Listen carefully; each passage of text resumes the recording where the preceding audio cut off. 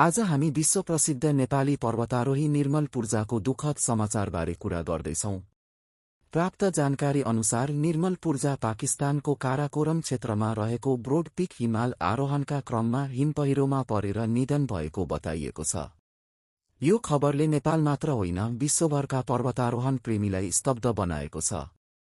निर्मल पूर्जा साहस, अनुशासन र असाधारण उपलब्धिका लागि संसारभर परिचित थिए।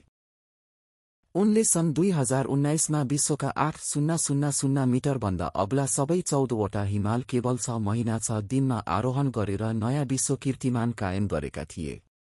उनको यो उपलब्धिले नेपाली पर्वतारोहणलाई अन्तर्राष्ट्रिय स्तरमा अझ उच्च सम्मान दिलाएको थियो।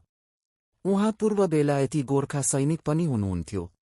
त्यसपछि उहाँले आफ्नो सम्पूर्ण जीवन हिमाल साहसिक अभियान र नयाँ पुस्तालाई प्रेरणा दिने काममा समर्पित गर्नुभयो। उहाँका सफलताका कथा, पुस्तक र वृत्तचित्रले लाखौं मानिसलाई आफ्नो सपना पूरा गर्न प्रेरित गरेका छन्। निर्मल पूर्जाको निधन पर्वतारोहण जगतका लागि ठूलो क्षति हो। उहाँको साहस, समर्पण र उपलब्धिहरू सधैँ सम्झिनेछन्। उहाँले नेपाली झण्डालाई विश्वको सर्वोच्च शिखरहरूमा गर्वका साथ फहराउनुभयो र नेपालको नाम संसारभर चिनाउन महत्त्वपूर्ण योगदान दिनुभयो। स्वर्गीय निर्मल पूर्जाप्रति हार्दिक श्रद्धाञ्जली।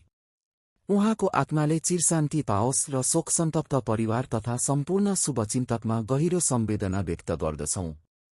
धन्यवाद।